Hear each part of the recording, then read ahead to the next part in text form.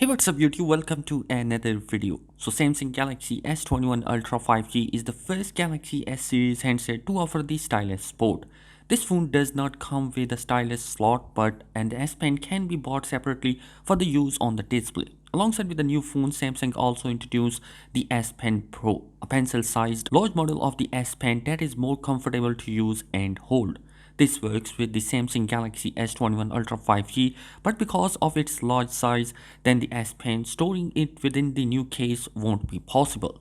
The price and the availability detail of the S Pen Pro hasn't been announced, and it is expected to be made available later this year. Samsung has not offered details on the exact size of the S Pen Pro, but it is much larger than the new S Pen as seen in the images. While this brings a lot comfort while using the smaller S Pen, it also means that it can be inserted in the case and storing it could be a problem. S Pen support Bluetooth, which means you can support the air action used in the camera shutter or change the music. S Pen Pro may not only support the latest Galaxy S21 Ultra but also other S Pen capable devices that run on One UI 3.1. This means it will work with the Galaxy Note 10 series, Note 20 and Tab S6 and Tab S7 models. Well, according to the prices, the normal S Pen is priced at $40 as a separate accessory, and with the cases for the Galaxy S21 Ultra, it is going to be priced around $90, whereas the S Pen Pro shouldn't likely be priced more than that, as we know that Samsung Galaxy S21 Ultra is the first non-Note Samsung device to support the S Pen. The company has reportedly confirmed that more Galaxy models in the future will come with the S Pen support. Another interesting thing that has been happened on the Unpacked event that Samsung has offering the third-party manufacturer to manufacture the S Pen, but this time around there is going to be a bunch of new options that are going to be available